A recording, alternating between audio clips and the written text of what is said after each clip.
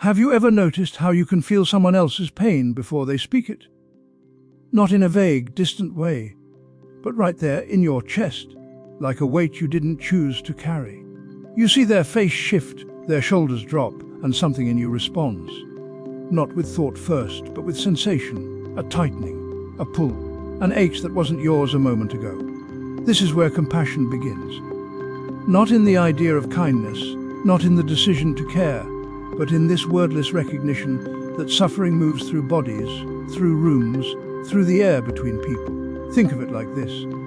When you drop a stone into still water, the ripples move outward in every direction. They don't ask permission. They don't stop to consider whether the water nearby deserves to be disturbed. The impact simply spreads. Suffering works this way too. It radiates. And if you're present, if you're open, you feel it. But most of us have learned to close. We've built walls not out of cruelty, but out of survival, because to feel everything, all the time, seems impossible. So we narrow our attention. We look away. We tell ourselves it's not our problem, or that we've got enough on our plate already. And in a way, that's true. You do have your own pain, your own exhaustion, your own tender places, but something happens when we close too tightly. The heart becomes small, not intentionally, not all at once, just gradually, like a hand that stays clenched so long it forgets how to open. Compassion is not about forcing that hand open. It's about noticing it's closed, feeling the tension there. Breathing into the space where the fingers meet the palm. Take a breath now if you'd like. Let it be easy. Let your chest rise and fall without effort.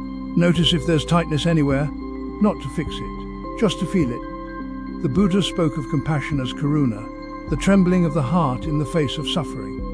Not pity, which looks down. Not sympathy, which stays at a distance, but a resonance.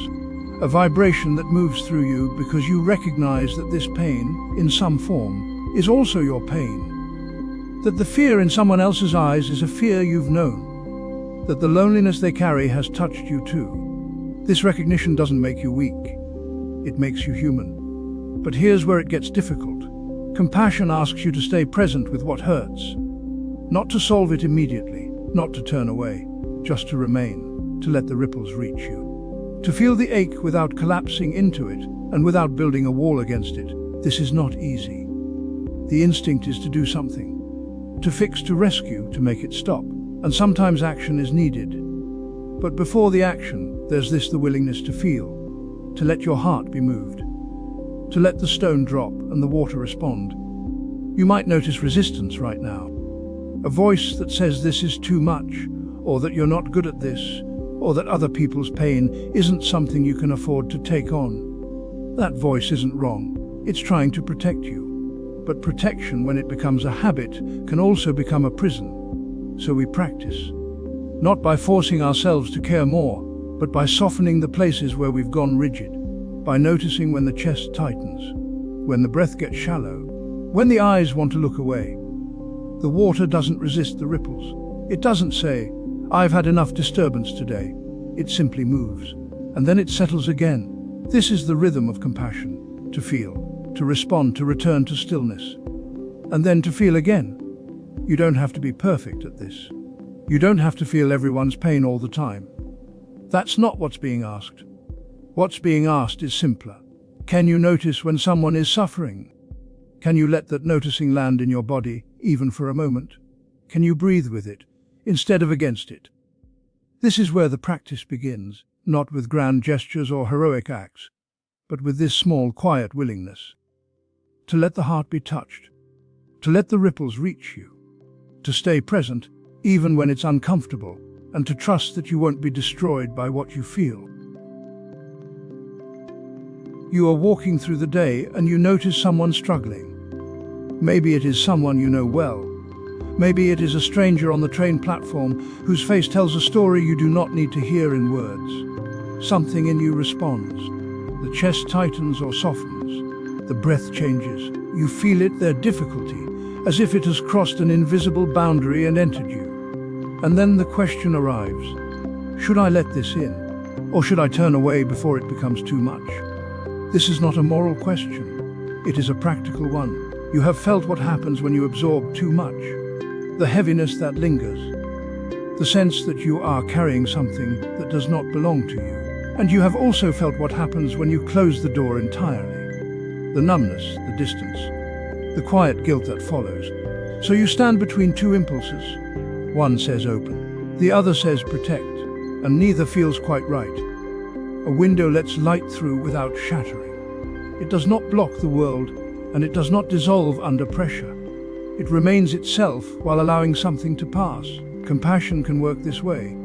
It does not require you to merge with another person's pain. It does not ask you to take it on as if it were your own. It simply allows you to feel the presence of suffering without collapsing the boundary between you and them. This is not coldness. It is clarity. When you feel someone else's difficulty, you are not doing something wrong. You are noticing what is actually there. Suffering is present. It exists in the other person, and it registers in you. That registration is not a failure of boundaries. It is a sign that your heart is still responsive. The problem is not the feeling itself. The problem is what happens next. The belief that feeling it means you must fix it, carry it, or drown in it. The Buddha said that if your compassion does not include yourself, it is incomplete. This is not a call to selfishness. It is a recognition that you are also part of the field of experience. Your own capacity matters. Your own steadiness matters. If you pour yourself out until there is nothing left, you have not helped anyone. You have only added one more person who is struggling. Compassion that includes yourself does not mean turning away. It means noticing when the window is under too much pressure. It means sensing when you are no longer feeling with someone, but instead taking their pain into your body as if it were a task you must complete. That shift is subtle, but it changes everything. You can feel another person's suffering and still breathe. You can acknowledge what is happening in them without abandoning what is happening in you. The window does not shatter because it knows its own structure. It does not try to become the light. It lets the light pass. There is a moment you can notice. It happens when you are near someone who is in pain. Maybe they are speaking. Maybe they are silent, but you feel it. Something in you recognizes suffering. In that moment, you do not need to solve anything. You do not need to offer advice or take responsibility for their healing. You can simply name it silently. Suffering is here. Not I must fix this. Not this is too much for me. Just suffering is here. This small act of naming creates space. It acknowledges what is true without demanding that you do anything about it. It allows the experience to be what it is, theirs and also felt by you, without collapsing the distinction. You are not merging. You are not blocking. You are simply present with what is. This is not a technique to master. It is a way of meeting the moment with less resistance. When you name suffering, you are not making it bigger or smaller. You are seeing it clearly, and in that clarity, the question of whether to let it in or protect yourself begins to dissolve. You are not letting it in as if opening a floodgate. You are recognizing that it is already here, already being felt, and that your awareness of it does not require you to be overwhelmed by it. The window remains intact. The light continues to pass. And you are still here, breathing, steady, capable of feeling without breaking. There is a moment when someone tells you what hurts. Maybe a friend sits across from you and speaks quietly about what has gone wrong. Maybe someone at work mentions struggle in passing. Maybe it is someone you love and the words land heavy between you. And immediately something in you rises. You want to help. You want to solve. You want to say the right thing that will lift them up, fix what is broken, make it better. The impulse feels good, even noble. But watch what happens in that moment. Watch how quickly you move away from what was just shared. You are no longer sitting on the same ground. You have stood up. You are looking down now, scanning for solutions, for advice, for the thing that will close the gap between their suffering and relief. And in that standing, in that shift upward, a distance opens. They are down there with their pain. You are up here with your answers. This is not coldness. This is not cruelty. It is simply what happens when compassion gets confused with fixing. The heart feels something true, the wish for suffering to end, and then the mind translates that wish into action before the feeling has been fully met. the urge to help becomes a kind of exit. You leave the place where they are and move to the place where you think they should be. Compassion, in the Mahayana understanding, is not this. It is not looking down at suffering from a place of knowing better. It is sitting beside it as an equal, not because you have the same pain, but because you are willing to be on the same ground. You do not rise above. You do not stand in the role of the one who knows. You stay where you are, and you let them stay where they are, and for a moment there is no gap. This is harder than it sounds. The impulse to fix is fast. It arrives before you notice it. Someone says they are struggling, and already your mind is 3 steps ahead, sorting through what might help, what worked for you once, what you read somewhere. The words start forming. But those words, however kind, often carry a subtle message underneath them. They say you should not feel this way. They say here is how to get out. They say I am over here, where things are clearer, and I will guide you toward me. And the person across from you, the one who just opened their difficulty to the air, feels that message. They may not name it. They may even thank you. But something in them knows they were not met. They were redirected. What would it mean to stay? Not with passivity, not with silence that feels cold, but with presence that does not need to move. When someone shares difficulty, the practice is simple and surprisingly hard. Resist the urge to fix or advise. Instead, breathe. Stay present for 3 full breaths. Let the air come in, let it go out.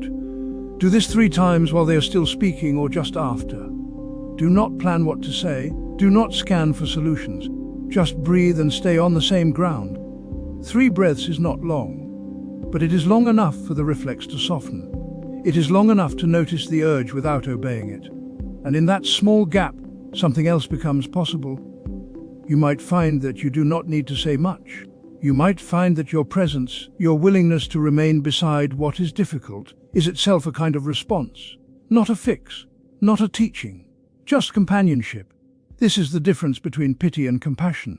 Pity looks down. It sees suffering and feels separate from it, even while wishing it would end. There is a subtle hierarchy in pity. The one who pities is above, intact, capable. The one who suffers is below, broken, needing rescue. Compassion does not hold that structure. It sits on the same ground, knowing that suffering is part of the shared condition, not a problem to be solved from the outside. You can feel this difference in your body. When you move to fix, there is a tightness, a slight leaning forward, a sense of task. When you stay present, there is more space. The breath is fuller. The shoulders are softer. You are not performing help. You are simply there. And the person across from you feels that too. They feel when they are being managed and when they are being met. Being met does not always bring relief. It does not make the difficulty vanish. But it does something else. It allows the difficulty to exist without shame. It says this is hard, and you do not have to be different right now for me to stay. Sometimes, after 3 breaths, words do come. But they are different words. They are not instructions. They are not corrections. They might be as simple as, I hear you. Or that sounds hard. Or nothing at all, just a nod, a presence that does not look away.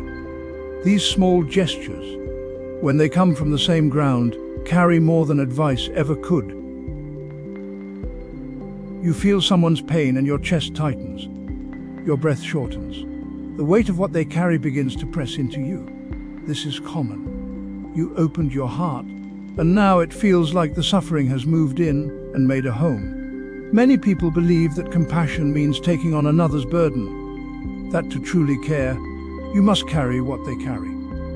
But this is not what the early teachings point toward. The heart can hold suffering without becoming suffering itself. It can feel the weight without collapsing under it. Think of a boat on water. The waves rise and fall. The boat moves with them, lifts and dips, responds to each swell. But the hull remains sealed. The water does not pour in. The boat rides the surface, touched by the waves but not flooded by them. This is the nature of compassionate awareness. You feel the movement. You do not take it inside. When you lose your ground in the presence of another's pain, it is not because you cared too much. It is because you left your body. You stepped out of your own breath and tried to inhabit theirs. You abandoned the only stable place you have. Equanimity is not coldness, it is not distance. It is the quality that allows the heart to remain open without tipping over. In the Theravada tradition, equanimity is considered one of the four immeasurables held in balance with loving kindness, compassion, and sympathetic joy. Without equanimity, compassion becomes overwhelmed. The heart floods. You can test this now. Place one hand on your chest. Feel the rise and fall of your breath beneath your palm. This is your anchor. This is the hull of the boat. Let your attention rest here for a few breaths. Notice the texture of the fabric under your hand. Notice the warmth of your skin. Notice the small movements of your ribs. Now bring to mind someone who is struggling. It does not need to be someone in crisis. It can be a friend who is tired, a neighbor who is lonely, someone whose face carries a quiet weight. Let their image or their name rest gently in your awareness. As you hold them in mind, keep your hand on your chest. Keep feeling your breath. This is the practice. You are not trying to fix their pain. You are not trying to take it from them. You are simply aware of two things at once: their experience and your own body. Notice what happens. Does your breath change? Does your chest tighten? Does your attention leave your hand and move entirely toward them? If it does, that is the moment you stepped out of the boat. That is the moment the water began to come in. Bring your attention back to the hand on your chest. Feel your breath again. Let it be simple. In and out. The person you care about is still there in your awareness. Their pain has not disappeared. But you are also here. You have not left. This is the practice of compassion with equanimity. You extend your awareness to include another's experience without abandoning your own ground. The boat rocks. The waves are real, but the hull holds. In daily life, this might look like sitting with a friend who is grieving and noticing when you start holding your breath. It might look like reading the news and feeling your shoulders rise toward your ears, then pausing to drop them. It might look like listening to a coworker's frustration and realizing halfway through that you have stopped blinking, stopped breathing fully, stopped feeling your feet on the floor. Each time you notice you have left your body, you have a choice. You can stay out on the waves, trying to hold them still with your worry. Or you can return to your breath, to your hand on your chest, to the simple fact of your own presence. From that place, your compassion is sustainable. From that place, you can stay. The heart is large enough to hold both, your steadiness and their pain, your breath and their tears. This is not about building walls. It is about remembering that the boat is designed to be on the water. It does not need to sink to prove it cares. When you feel the next wave of someone's suffering, place your hand on your chest. Feel your own breath first, then let your awareness widen to include them. Stay in the boat. Let the water move beneath you. This is how the heart remains open without breaking. This is how compassion continues. You sit with someone who is suffering, and something in your chest begins to ache. This is not the warm glow you expected. This is not the soft light people describe when they talk about compassion. This feels more like soreness, like something pulled too tight, like your heart is doing work it didn't know it signed up for. You might wonder if you're doing it wrong. You might think compassion should feel good, should make you feel expansive and generous and whole. But what's happening in your chest right now doesn't match that picture. It feels raw, it feels like too much. The Buddha spoke of a heart that trembles, not a heart that glows steadily, not a heart that remains untouched. A heart that trembles when it meets suffering. This trembling is not weakness. It's the sign that your heart is actually doing what hearts do when they're awake and alive and paying attention. Think of the soreness in muscles that have carried something heavy. The achy doesn't mean you lifted wrong. It means you lifted. The discomfort is the evidence of work done, of capacity used. Your chest feels tender now because it has made room for something it didn't have to make room for. That tenderness is not a mistake. When you feel compassion for someone in pain, you are not observing their suffering from a safe distance. You are letting it register in your own body. You are allowing your nervous system to respond. This costs something. It requires something of you. The tightness in your throat, the heaviness in your chest, the way your breath changes. These are not signs that compassion has failed. These are signs that it's happening. You can place your attention directly on the sensation in your chest right now. Not to fix it, not to make it softer or warmer or more acceptable. Just to feel it as it actually is. Notice the texture of it. Notice whether it's sharp or dull, whether it moves or stays still. Notice if there's heat there or pressure or a kind of pulling inward. This is what compassion feels like when it's not filtered through preference. When you stop asking it to be pleasant, you can meet it as it is. And what it is, very often, is uncomfortable. Your heart is responding to pain. Of course, that doesn't feel neutral. Of course, it asks something of you. The soreness in muscles that have carried something heavy doesn't go away because you wish it would. It fades when the work is done, when you set the weight down, when your body has time to recover. But while you're carrying, the soreness is just part of the process. It doesn't mean you're weak. It means you're using your strength. Sometimes you'll sit with a friend who's grieving, and your chest will feel like it's caving in. Sometimes you'll hear news of suffering far away, and your whole body will clench. Sometimes just walking past someone on the street, you'll feel a wave of ache you didn't ask for. None of this is wrong. This is your heart doing what it was built to do, responding, registering, feeling. You don't have to make the discomfort go away. You can let your attention rest on the physical sensation itself. The tightness, the weight, the pulling. Let it be exactly as heavy as it is. Let it take up exactly as much space as it needs. Your breath will keep moving. Your heart will keep beating. The sensation will shift on its own, not because you managed it, but because everything shifts. What you're feeling is not a failure of compassion. It's compassion without the gloss. It's the real thing unpolished. The heart that can tremble is the heart that can love. If your chest feels sore, it's because you've been carrying something. If your breath feels shallow, it's because you've let something in. This is what it costs to stay open. This is what it means to not turn away. You might notice, as you stay with the sensation, that it doesn't need to be different. The discomfort is not asking you to solve it.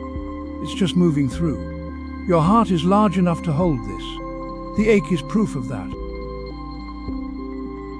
You pass someone on the street. Their face is tight. Their shoulders are drawn in, you notice, and then you keep walking. The moment closes. It feels like their experience and yours occupy different rooms. This is how we usually move through the world. We see pain, and we register it as theirs. We feel our own discomfort, and we hold it as ours. The boundary seems obvious. Their suffering is over there, yours is here. The line feels real. But if you pause and look more carefully, something shifts. The tightness in their face is not so different from the tightness you felt this morning when the email arrived, or last week when the conversation went wrong. The heaviness they carry is made of the same substance as the heaviness you know. Not identical in content, but identical in texture. The same contraction, the same wish to be free of it. Every being wishes to be free from pain, just as you do. This is not philosophy.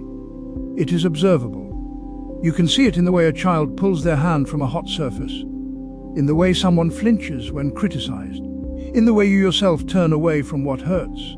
The movement is universal. It does not require language or belief. It is woven into the fabric of sentience itself, and yet we treat it as separate. We see a stranger struggling with bags at the bus stop, and we think, that's their problem.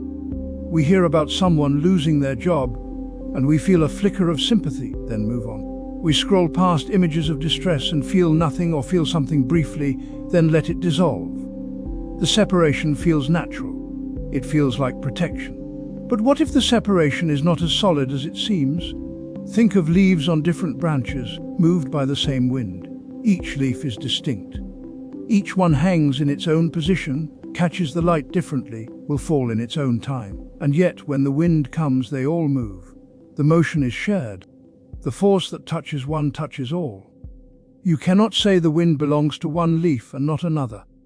Suffering moves through experience in the same way. It is not a private possession.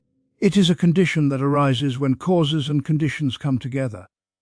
You feel it when your body is tired, when your mind is afraid, when loss arrives. Someone else feels it when their body is tired, when their mind is afraid, when loss arrives. The content differs. The structure is the same. This is what the teaching of non-self points toward. Not that you do not exist, but that the boundary you draw around you is softer than it appears. The experience you call yours is made of the same elements as the experience someone else calls theirs. Sensations, thoughts, reactions. The sense of being a separate self is a construct, useful in some ways, but not an absolute truth. And when you see this, even faintly, the wall between your pain and theirs begins to thin. You do not have to force this. You do not have to generate a feeling. You can simply look. The next time you see a stranger, let your attention rest on them for a moment, not with analysis, not with pity, just with recognition. This person knows difficulty just as you do. They have felt the sting of disappointment. They have lain awake at night with worry. They have wanted something they could not have. They have been misunderstood. They have been afraid. You do not need to know the details. The details are endless and unreachable. But the fact of difficulty is there. It is written in the way they hold their body, in the flicker of tension around their eyes, in the simple fact that they are human and moving through a world that does not always yield. When you acknowledge this silently, something softens. Not because you have done something heroic, not because you have solved anything, but because you have stopped insisting on the separateness. You have let the wind move through both leaves. You have seen that the thread of vulnerability runs through all experience, not just your own. This is compassion. Not as an emotion you must summon, but as a recognition you allow. The heart that feels the suffering of others is not a different heart from the one that feels your own. It is the same heart, no longer insisting that pain stops at the edge of your skin. When you see suffering, something in you tightens. It happens so quickly you might not notice. The jaw sets, the belly hardens, the breath shortens. This happens whether the suffering is yours or someone else's. The body braces as if preparing for impact. This bracing feels protective. It feels like strength. But what it actually does is lock the pain in place. When you tighten against suffering, you create a wall around it. The suffering cannot move. It cannot shift or change. It sits there, pressed between your resistance and the pain itself, and that pressure becomes its own kind of ache. A reed that bends in the storm does not break. It moves with the wind. The rigid tree beside it may snap. This is not because the reed is weak. It is because the reed allows the force to pass through. When you meet pain with a soft belly, it can move through you. This is not surrender in the sense of giving up. It is surrender in the sense of not adding your own tension to what is already difficult. Aversion is the mind's reflex to push away what hurts. It is natural. It is ancient. But aversion does not make the pain smaller. It makes the experience of pain more complicated. Now you have the original suffering and the suffering of your resistance to it. You have the thing itself and the tightness around it. You can feel this in the body. When you resist, the shoulders rise, the chest closes, the breath becomes shallow. The body is trying to make itself small, trying to protect something tender. But that protection costs energy, it costs openness. It costs the ability to respond clearly. There is another way. It does not require you to like the pain. It does not require you to welcome it or pretend it is not there. It only requires that you stop adding force to it. When you encounter suffering, your own or another's, you can soften your jaw. You can soften your belly. You can take 3 slow breaths without trying to change anything. This is not a technique to make the pain go away. It is a way of meeting the pain without making it worse. The jaw holds so much. When you soften it, you are not collapsing. You are releasing the grip. The belly is where fear lives. When you let it soften, you are not becoming vulnerable in a dangerous way. You are letting the body know that it does not have to brace right now. 3 breaths. That is all. You are not trying to fix anything. You are not trying to feel better. You are simply breathing while the pain is present. The first breath might feel tight. The second breath might feel a little longer. The third breath might reach a place that was clenched a moment ago. The reed bends because it does not fight the wind. It does not argue with the storm. it moves, and in moving it survives. When you soften in the presence of pain, you are not being passive, you are being flexible. You are allowing the experience to be what it is without layering your resistance on top of it. This is especially true with the suffering of others. When someone you care about is in pain, the instinct is to tighten, to fix, to make it stop. But that tightness does not help them. It only makes you less available. When you soften, you can be present. You can listen. You can sit with them without needing the pain to end immediately. Compassion is not about having the right words. It is not about solving the problem. It is about being able to stay open when everything in you wants to close. The soft belly is the body's way of saying, I can be here with this. I do not have to run. I do not have to harden. You will forget. You will tighten again. That is fine. When you notice the tightness, you can soften again. Jaw, belly, 3 breaths. Each time you do this, you are practicing a different relationship with pain. You are learning that you can be with difficulty without becoming rigid. The difference between resisting pain and allowing it space is not intellectual. It is felt. When you resist, the body is a clenched fist. When you allow space, the body is a hand that can still hold something without crushing it. The pain does not disappear, but the quality of the experience changes. There is room now. There is breath. The storm is still there, but the reed is bending and it has not broken. There is someone you love who is suffering. You see it clearly. You feel it in your own chest. And you want more than anything to take it away. But you cannot.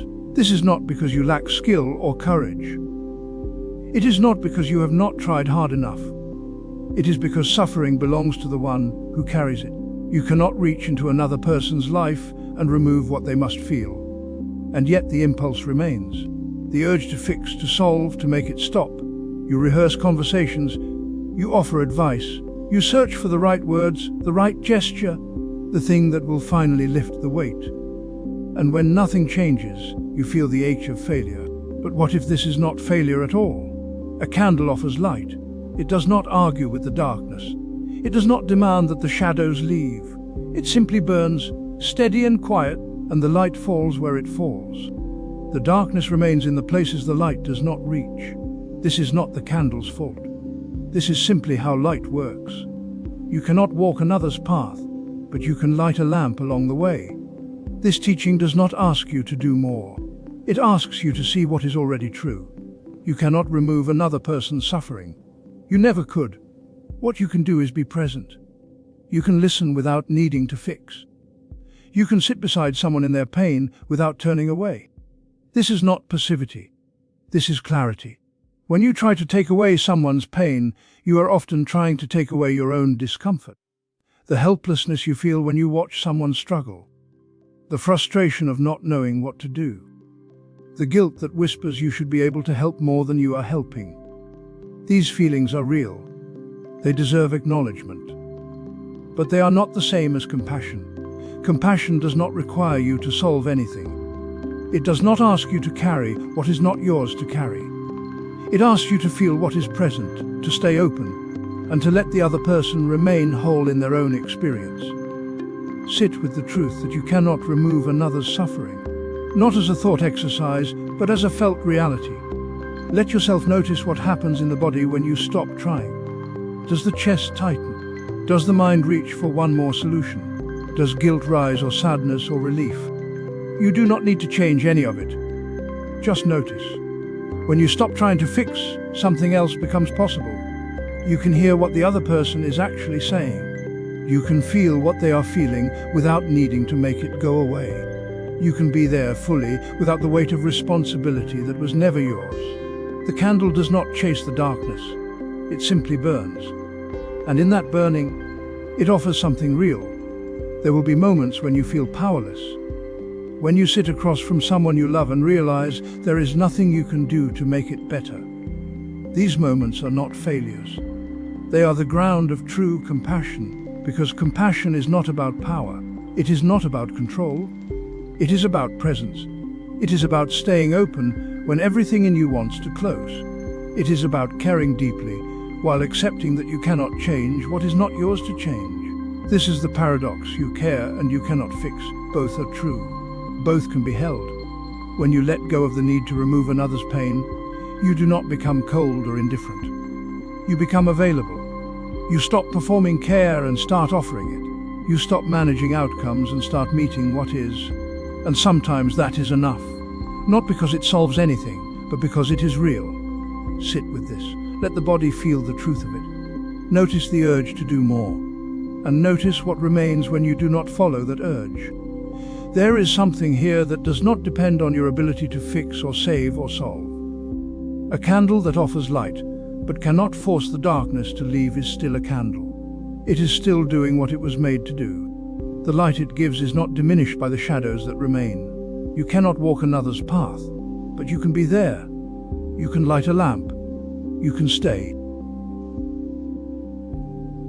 You reach for the phone before you've finished your own breath. You say yes when your chest is already tight. You listen carefully to someone's pain while your own body quietly folds inward, unnoticed. This happens so often it feels like kindness. And in one sense, it is. But there's something underneath that deserves attention. The Buddha said a lamp cannot light another if its own flame has gone out. Not dimmed. Not gone out. He wasn't speaking about selfishness or withdrawal. He was pointing to something simple and true. You cannot offer what you do not have. On an airplane, they tell you to secure your own oxygen mask before helping others. Not because you matter more. Because if you lose consciousness trying to help first, no one benefits. The instruction isn't moral. It's practical. It recognizes that care requires capacity. You may have learned that goodness means giving until you're empty.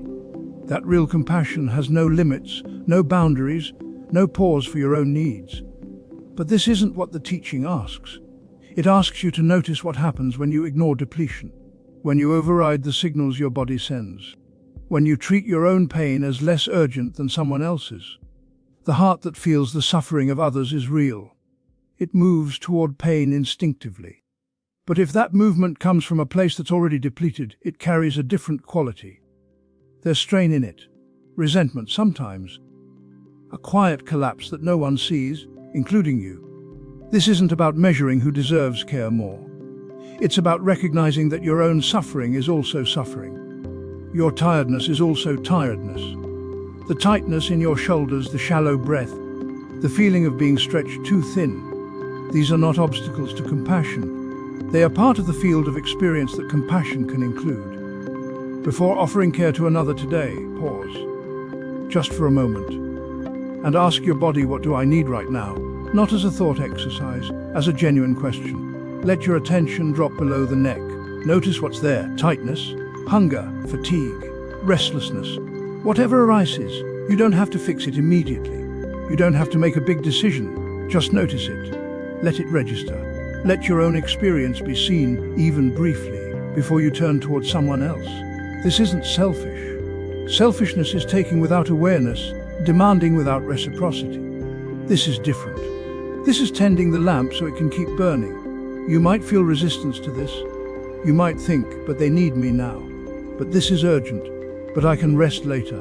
And sometimes that's true. Sometimes the moment requires you to act even when you're tired. But more often, the urgency is habitual. A pattern learned long ago that says your needs come last, if at all.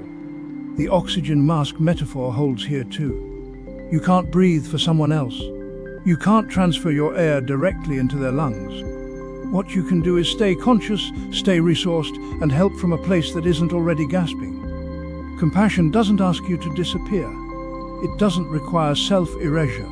The heart that feels the suffering of others can also feel its own. In fact, it must. Otherwise, the feeling becomes abstract.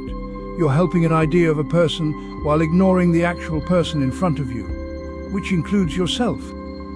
When you check in with your body before offering care, you're not delaying kindness. You're making sure the kindness you offer is sustainable. You're making sure it comes from presence, not from override. There's a difference between giving from fullness and giving from fumes. The receiver might not notice at first, but you will. And over time, the difference becomes unmistakable. Your body knows when it's been included. It knows when it's been heard. and it knows when it's been bypassed in service of an idea about who you should be. The practice is simple. Before you move toward another, check in. Before you say yes, notice what's true. Before you offer your attention, see if you have attention to offer. This doesn't mean you always wait until you feel perfect. You won't. But it means you stop treating your own depletion as invisible. You stop pretending the lamp can burn without oil. You stop believing that care for yourself somehow diminishes care for others. It doesn't. It makes care possible. It makes the flame steady. It lets you stay present for more than one conversation, one crisis, one request.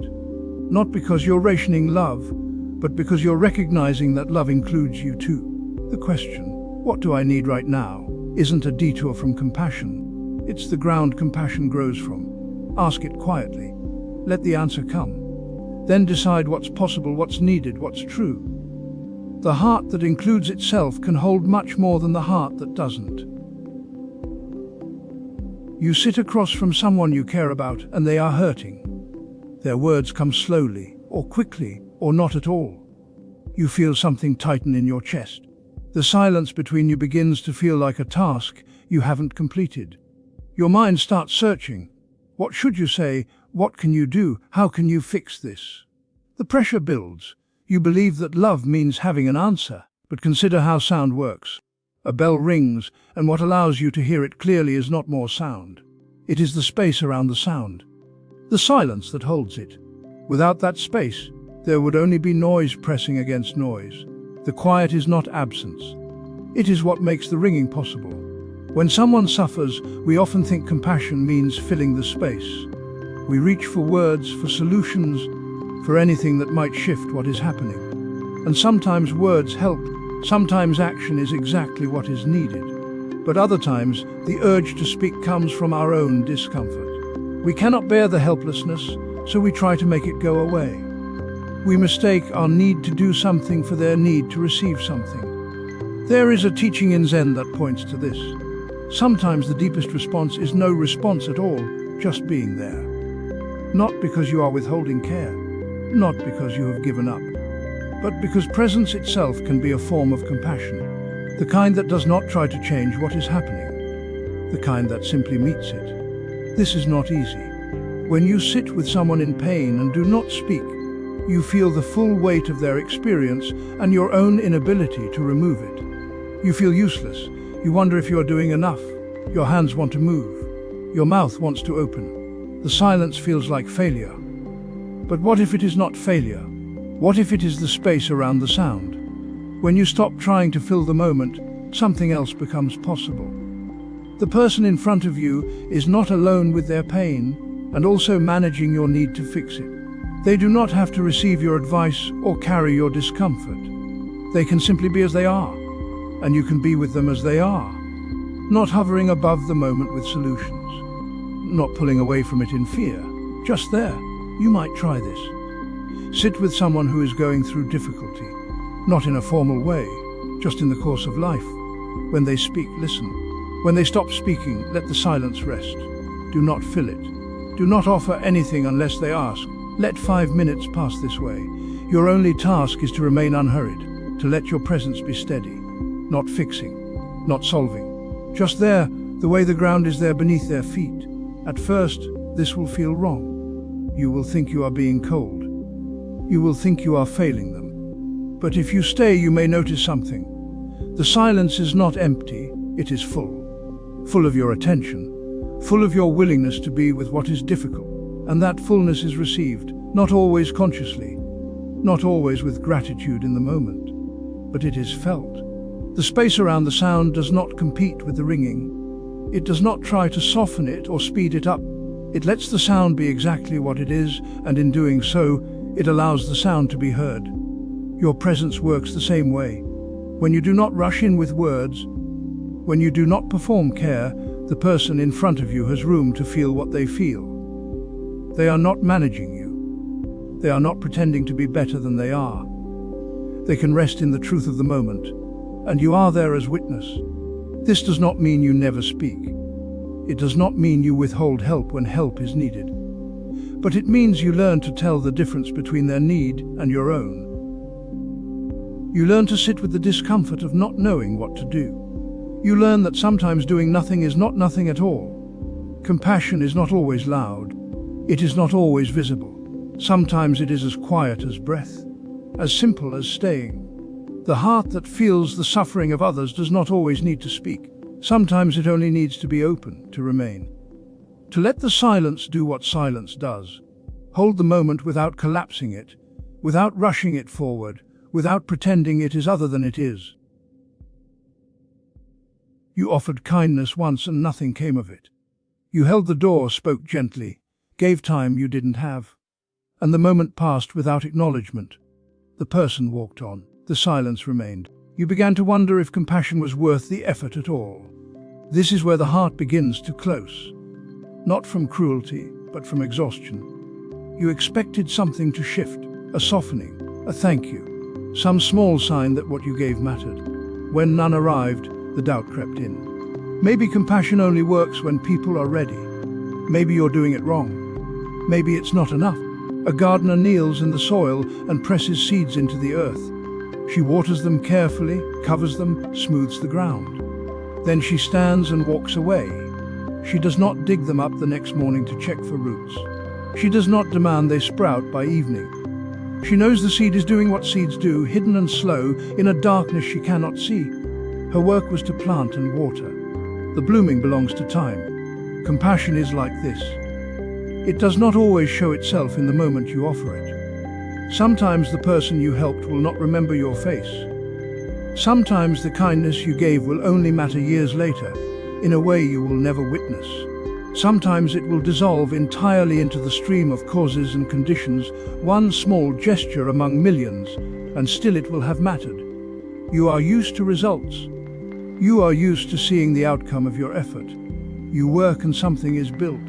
You speak and someone responds. But compassion does not follow this logic. It is not a transaction. It is not a skill you master and then deploy for guaranteed effect. It is a quality of heart that moves through the world and touches what it touches without your control. When you offer kindness and see no change, you are meeting impermanence directly. You are seeing that you cannot hold the result in your hands. The person you helped is already different than they were a moment ago. The conditions that shape their response are vast and unknowable. Your compassion entered a field of causes you did not create and cannot manage. It became part of something larger than your intention. This is not failure. This is how things actually are. The gardener does not stop watering because the blooms have not arrived. She does not withhold care because the timeline is unclear. She continues because the work itself is whole. The seed in the ground is enough. The water sinking into soil is enough. She does not need the flower to justify the planting. You can bring one memory to mind now. One moment when you offered something. Patience, attention, a few dollars, your presence. And nothing visible came of it. Maybe you listened to someone and they did not seem comforted. Maybe you helped a stranger and they did not look back. Maybe you tried to ease someone's pain and they stayed angry. Let that memory rest in your awareness without fixing it. Do not try to rewrite it or find the hidden meaning. Do not search for proof that it mattered after all. Just let it be what it was, an act of kindness that moved through the world and then disappeared from your view. Notice what happens when you stop asking it to be more than it was. Notice if there is relief in letting it go. The act is complete. It does not need your validation. It does not need to be remembered or measured.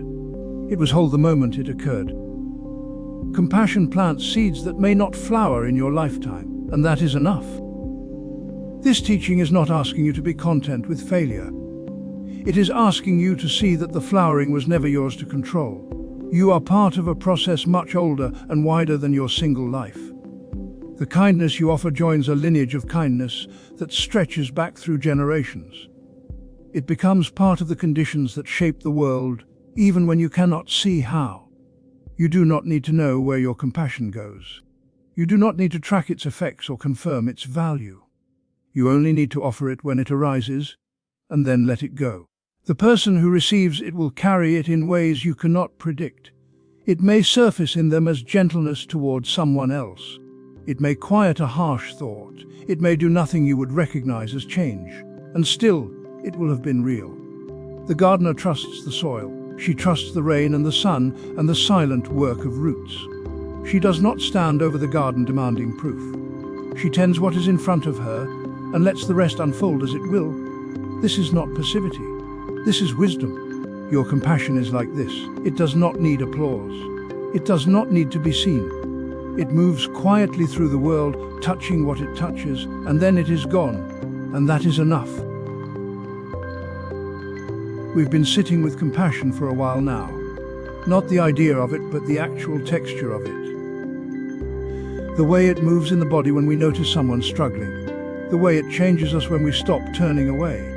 Compassion doesn't ask us to be perfect.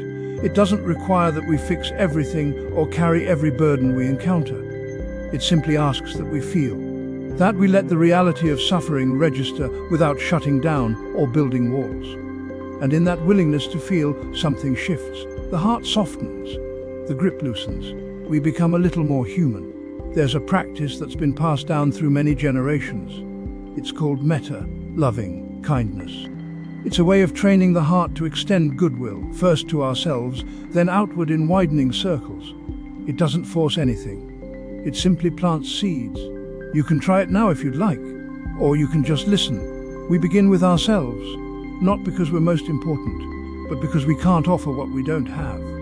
If the well is dry, there's nothing to draw from. So we might say quietly, inwardly, may I be safe, may I be peaceful, may I be healthy, may I live with ease. These aren't commands. They're not affirmations we're trying to believe. They're more like gentle wishes.